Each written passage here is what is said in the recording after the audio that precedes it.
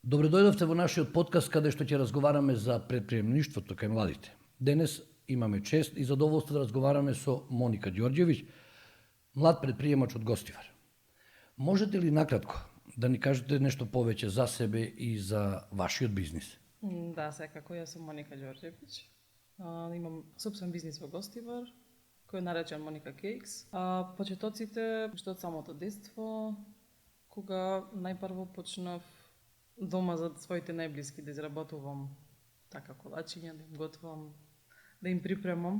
И си така почна, но кога веќе малку осозреав, тие пати што се разделија малце, па јас продолжив на економски факултет, станав магистар по економија.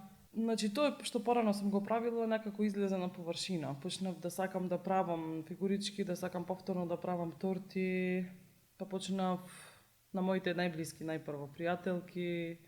И така почна се пред 9 години, кога најпрво почнам на своите најблиски да им правам декорации и торти.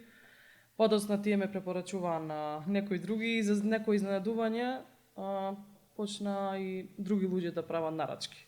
Може да се каже дека ти си сега всушност слаткар. Се занимаваш со бизнис кој Да. е поврзан со слаткарство, кондитерство и како тоа веќе се нарекува. Да. Добро. Само да се слушнеме ни уште еднаш како се роди идејата за овој бизнис. Дали тоа беше нешто што одсекогаш те привлекувало и зашто си имала страст или произлезе едноставно потреба што ја забележавте на пазарот, дека тоа недостасува, па еве уште еден слаткар малку помодерен. Па да, искрено и мојата потреба секако дека сакав да работам и сакав тоа да... Мислам, на почетокот секако пак ќе кажам дека не очекував дека ќе стигнам до бизнис, затоа што прво и самата не верував, но голема поддршка од моите пријатели, моето семејство најмногу и станав ова што сум сега. Значи, се си ја направи својата работата што ја правев. Најпрво ви кажав за блиските пријатели, за блиски роднини, па тие почна, мислам, да сликаат, да раскажуваат и така едно по едно за некое чудо почнав да имам и клиенти. На кого прв пат му ја споделивте вашата идеја за овој бизнис? На моја најблиска. Како свативте дека тоа е и дека тоа е вистинското време да превземете чекори, да ја претворите таа идеја во реалност? Па моја најблиска пријателка има 2 дечиња, што беа тогаш на маличка возраст, јас сум малку поколемки. И ми каже, ајде направи ми торта. Првата торта се сеќавам беше со цртањето од лик Пав Патрол.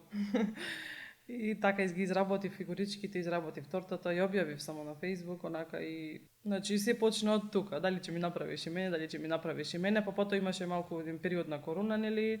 Сите тука застанавме, јас во меѓувреме работев и друга работа. И кога заврши короната, значи, тоа лето бев чудо невидена од клиенти што не ни ги познавав, не ни ги знаев, кој за прв пат нарача торта кај мене и се уште се, значи, долги години беше, значи, мои клиенти. Предпоставам дека првите чекори се во домашната кујна. Првите чекори се во домашната кујна, околу 2,5, можеби 3 години работев дома, но кога работата стана веќе се поголема, немаше простор дома, па со моето семејство решивме да отпочнам бизнис, значи што ќе биде во специјализирана продавница за сладки торти и колачи. Воедно и работилница. И работилница воедно, или да. ателје. Да. Бидејќи се создаваат креации. Моника, што те мотивираш секој ден да продолжиш понатаму, бидејќи кажа дека ете имало криза и со короната, и со кои предизвици на самиот почеток се соочи? Па на самиот почеток предизвици ми се секогаш моите муштери, значи. Моите муштери ми се најголемиот мотив за секојдневната моја работа. Значи, секојдневно сакам да им ги долувам сите елементи на нивните торти, почнувајќи од вкусот, од изгледот, значи до најмалиот ситен детал сакам да бидат задоволни и сакам да, мислам и задоволна сум од тоа што секогаш, мислам имам и постојани клиенти од почетокот, како што кажав, па до сега. Значи, секојдневно се надоградувам, значи посетувам саеми, работилници, се надоградувам со тоа, сакам да бидам во тренд со светските трендови, затоа што сега на интернет е се достапно, па значи морам малку да одам понапред со со своите изработувања за да можам да ги задоволам потребите на клиентите. Можеш ли да се сетиш вака нешто што ти дошло на прва, некој да го нарачал и да ти дошло невозможно, ама сепак Да, се имало фатила за тој предизвик и да го реализираш? Да, имало многу непреспани ноќи како ќе изработам нешто. Значи, имало такви моменти на почетоците кога беше малку потешко, кога се уште учев.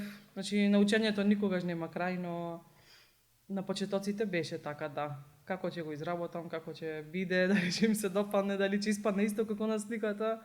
Значи, во принцип гледам сликата да ја отсликам во реално. Ако може да сватам, всушност ти си саумок сладкар, значи нема кој да те подучува или нешто. Па почетоците... Ги спомна и трендовите дека нели секој колач си носи свое време, се менуваат и рецептите. Да. Почетоците беше малку мајка ми, потоа имам некои курсеви надвор од нашата држава и така, се уште посетувам, се уште за нешто ново. На тој начин, како млад припремач, се справуваш со предизвиците. Да, точно така, прекрасно се справувам.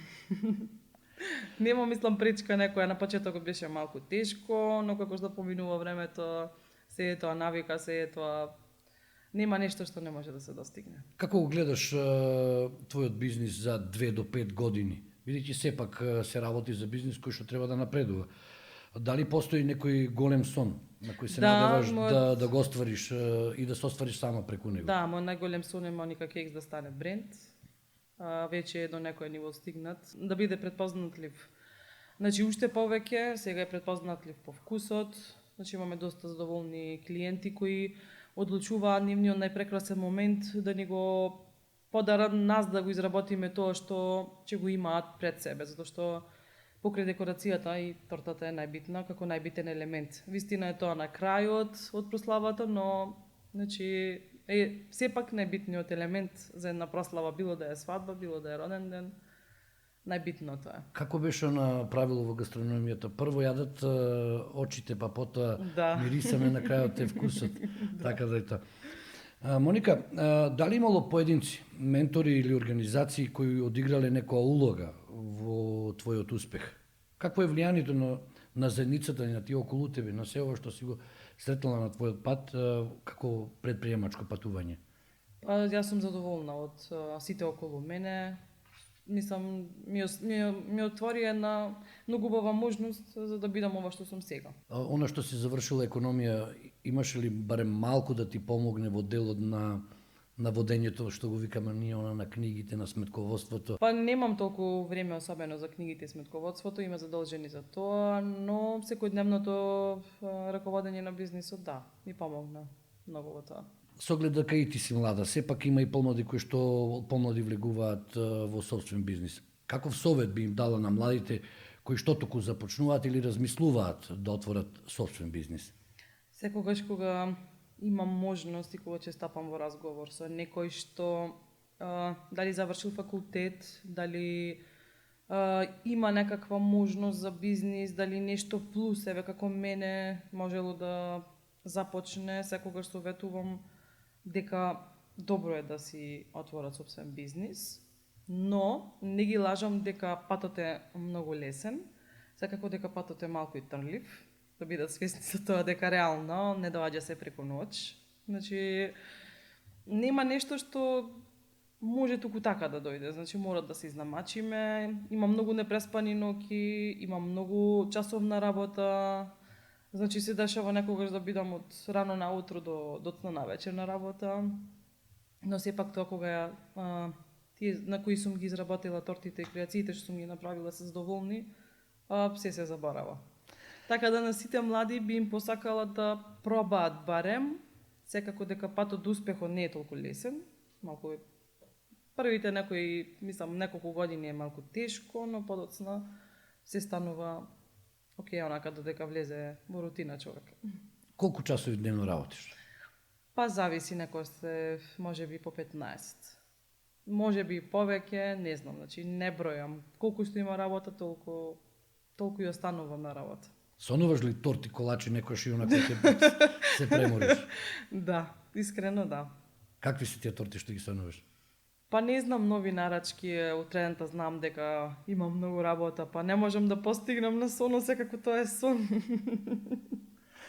Моника, ти благодарам што ја сподели на твојата приказна и овие совети што ги препорача кон младите. Како би сакале луѓето да го паметат вашиот бизнис и вашиот придонес во заедницата? Би сакале да го паметат како нешто, тоа што го пробале дека било добро и дека има станува осеќавање. Имам такви клиенти што пробале на некоја дешавка, на нешто, на свадба, на роден ден и значи сега баш и пред некој ден имав вика чоколадниот вкус таков и имаме повише вкусови, повише видови на вкусови, го пробав вика и за секоја наредна прилика сакам да го имам тој вкус.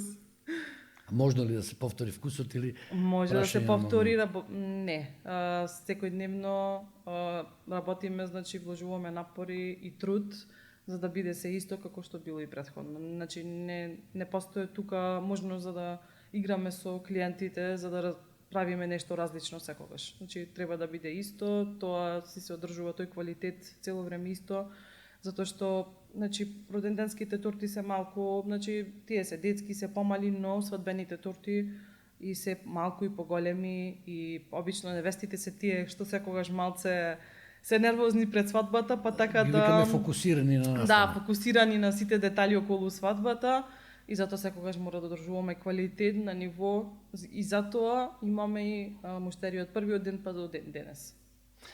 Имаш доволно просто да ни кажеш нешто што во овој подкаст не се прашаме, а сакаш да го истакнеш или да го кажеш. Повели. Па само голема благодарност за моето семејство што ме поддржаа во ова. Моите родители, татко ми, мајка ми, значи навистина им го благодарам, бидејќи го избра за мене најдобриот пат за мојот понатамошен живот. Ти благодарам за твоето гостување. Ви благодарам и вас на поканата. Баш ми беше мило да гостувам во вашата емисија.